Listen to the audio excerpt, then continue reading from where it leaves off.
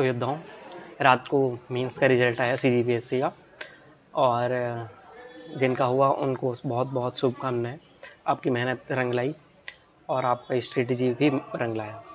हमारे साथ जितने लोग जुड़े थे उसमें से बहुत सारे लोगों का भी निकला है, और सुबह से सबका मैसेज भी आ रहा है कि सर हमारा क्लियर हुआ है, आगे की क्या प्लानिंग है ये बताइए। तो आपको क्या प्लानिंग है ये तो मैं आपको बताऊंगा ही, लेकिन उन सब के साथ भी मेरा कन्वर्सेशन ज़रूरी है जिनका इस एग्ज़ाम में मेंस नहीं निकला। तो मैं आप सभी को यही बोलूँगा जिनका मेंस का एग्ज़ाम नहीं निकला है, आपको सबसे पहले ये ढूंढना पड़ेगा कि आपका मेंस निकला क्यों नहीं।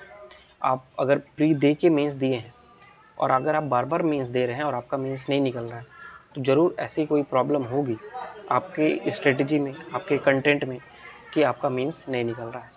तो वो जो कारण है उसको आप ढूंढिए और नोट डाउन करिए।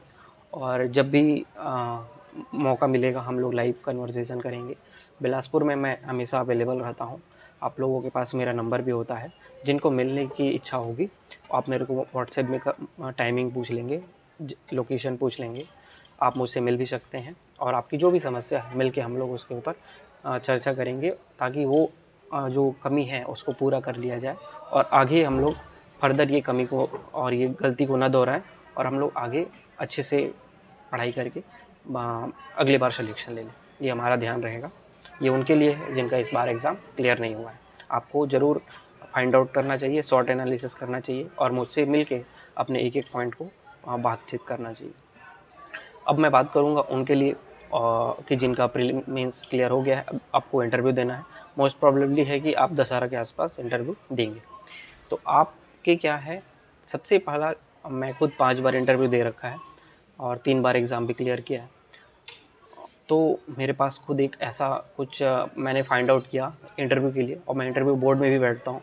तो मेरे पास कुछ एक ऐसा सेट ऑफ क्वेश्चन है जो सबके लिए कॉमन है, जिसमें पहला ही क्या है, आपका नाम और जो एड्रेस है जहाँ से आप बिलोंग करते हैं, जिस ज़िले से आप बिलोंग करते हैं, उस ज़िले से आप समझिए कि स्टार्टिंग के 5 मिनट कन्वर्सेशन होता है इंटरव्यू बोर्ड में।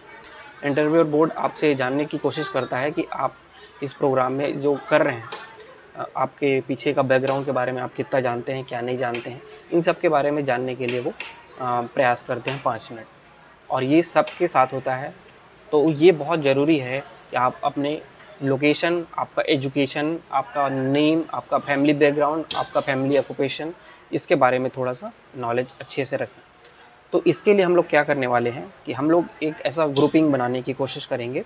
आप लोग जो टेलीग्राम में ज्वाइन नहीं होंगे, टेलीग्राम में ज्वाइन हो रखिए। हम लोग एक व्हाट्सएप का ग्रुप बनाएंगे और उससे एक सब ग्रुप ऐसा बनाएंगे, जैसे कोई बोला कि रायगढ़ से हूँ और जैसे मैं खुद रायगढ़ से हूँ, तो हम लोग रायगढ़ वाले एक ग्रुप बना लेंगे, ताकि हम लोग रायगढ़ के बारे में आपस में ही डिस्कशन करके एक, इससे क्या होगा कि हम लोग को एक हेल्दी डिस्कशन का ग्रुप, इंडिविजुअल टाइप का छोटा सा ग्रुप होगा, क्योंकि जब छोटे ग्रुप होते हैं तो उसके सक्सेस ज़्यादा होते हैं। तो हम लोग क्या करेंगे, जैसे रायगढ़ वालों को, जितने हमारे साथ जुड़ेंगे रायगढ़ वाले, उनको एक साथ उनका एक ग्रुप, सब ग्रुप बनवाएंगे, ताकि वो आपस में मिलजुल के अपने डिस्ट्रिक्ट के बारे में जानने की कोशिश करें। अब जैसे कोई मिला खैरागढ़ का, तो खैरागढ़ का कोई है, तो और कोई अगर खैरागढ़ का मिले तो उनको भी एक साथ लाने की कोशिश करेंगे, और एक मेन ग्रुप बनेगा। उस मेन ग्रुप में हम लोग प्रयास करेंगे कि इस इंटरव्यू के दौरान जितने भी आपके डाउट हों, मेरे तरफ से जो अनुभव हों, सबको साझा करके 1 to 1 आपके जो भी प्रॉब्लम हो उसके ऊपर हम लोग काम करें। ये हो गया, डिस्ट्रिक्ट के बारे में आप जानेंगे, आपका नाम, उसके अर्थ, सबके नाम के कुछ अर्थ होंगे, उसकी बैकग्राउंड की कुछ होगी, आपके एजुकेशन बैकग्राउंड, जैसे कोई बोला कि ओपी जिंदल यूनिवर्सिटी में पढ़ें, जैसे मैं खुद ओपी जिंदल यूनिवर्सिटी में पढ़ा हूँ, तो वहाँ पे इंटरव्यू में OP Jindal university, OP Jindal के बारे में बात हो सकती है, तो उसके बारे में आपको जानना पड़ेगा। अब कोई रविशंकर यूनिवर्सिटी में पढ़ा है तो उसको रविशंकर के बारे में जानना पड़ेगा। तो इस तरीके से आपके एजुकेशन से जुड़ा हुआ बहुत सारे एस्पेक्ट्स क्वेश्चन हो सकते हैं, आपके लोकेशन से जुड़ा एस्पेक्ट्स होते हैं, आपके नाम से, आपके फैमिली एजुकेशन से, फैमिली बैकग्राउंड, फैमिली ऑक्यूपेशन तक में भी जाते हैं। तो ये सबके साथ होता है, ये कॉमन क्वेश्चन है, तो ये आपको प्रिपेयर करना होता है।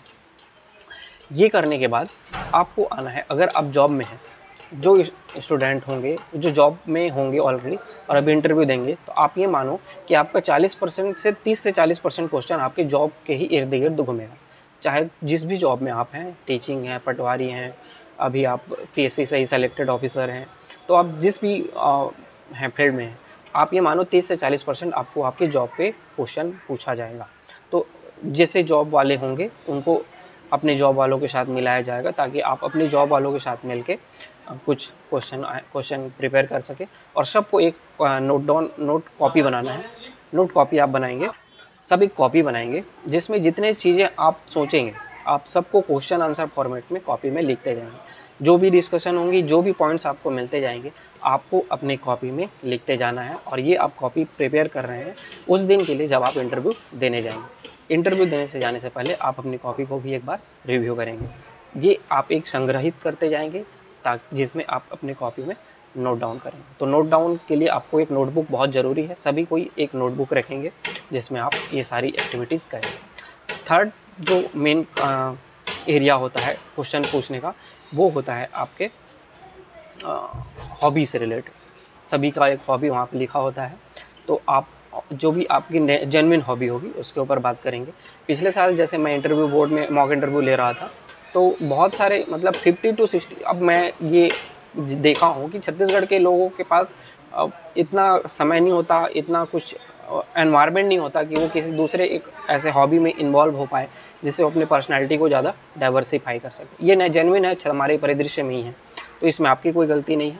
और कुछ लोगों का जेन्युइन हॉबी होती है, वो आप फॉलो करेंगे, और जिनकी नहीं होती है तो वो बनाने की कोशिश बिल्कुल भी मत करना। जैसे मैं इंटरव्यू बोर्ड में पिछली बार बैठा था, तो वृद्धों का सेवा, ये कॉमन इंटरव्यू के हॉबी में आया था। बहुत मतलब जितने लोग आते थे उसमें अधिकतर लोग के उस सीवी में लिखा होता था कि उनकी हॉबी है वृद्धों की सेवा। तो ऐसा एक बना के नहीं जाना है कि सामने वाला समझ जाए।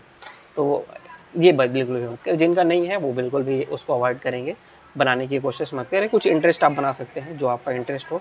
आप ये बता सकते हैं कि इंटरेस्ट में हैं कुछ चीज़ें, लेकिन मैं उस पर अभी तक समय ज़्यादा नहीं दे पाया हूँ, लेकिन कुछ चीज़ें हैं उस पर मैं काम कर रहा हूँ और भविष्य में समय मिलेगा तो मैं उसके ऊपर काम कर सकता हूँ। ये सारी चीज़ें आप करेंगे आपकी हॉबी के साथ। ये सारी चीज़ें होंगी। और लास्ट एंड लिस्ट आपका करंट अफेयर के ऊपर होगा। तो आप करंट अफेयर के ऊपर अभी न्यूज़पेपर स्टार्ट कराइए, न्यूज़पेपर। और जिस दिन आप इंटरव्यू जाएंगे उस दिन भी आपको इंटरव्यू ज़रूर पढ़ के जाना है। इंटरव्यू बोर्ड में बहुत प्रोमिनेंट क्वेश्चन होता है कि आज के न्यूज़ के बारे में पूछें, और आज के न्यूज़ के बारे में भी पूछते हैं। और आपको एक कॉपी बनाना है जिसमें आपको लिखना है कि 2024 की प्रमुख 5 या 10 घटनाओं के बारे में लिखना है। 2024 के प्रमुख 10 घटनाओं के बारे में, और उन 10 घटनाओं के बारे में थोड़ी सी डिटेल आपको नॉलेज रखनी है। और मैंने बताया करंट अफेयर में आपको डेली अभी न्यूज़पेपर पढ़ना है, और जिस दिन आप इंटरव्यू देने जाएंगे उस दिन में आप न्यूज़पेपर जरूर पढ़ के जाएंगे। ये कुछ सेट ऑफ क्वेश्चन है जो सबके साथ पूछे जाते हैं। और आपके साथ जो भी होगा, हम लोग एक व्हाट्सएप का ग्रुप बनाएंगे। टेलीग्राम में जो ज्वाइन नहीं होंगे टेलीग्राम में जुड़ेंगे। उसके बाद मैं बताऊँगा प्रोसेस क्या है हमारा व्हाट्सएप ग्रुप में ऐड होने का प्रोसेस। तो हम लोग जितने इंटरव्यू देंगे वो हमारे व्हाट्सएप ग्रुप में ऐड होंगे, और बाकी जो सब ग्रुपिंग जो होगा आपके हिसाब से वो डिसाइड करके हम लोग ग्रुप बनाने की कोशिश करेंगे।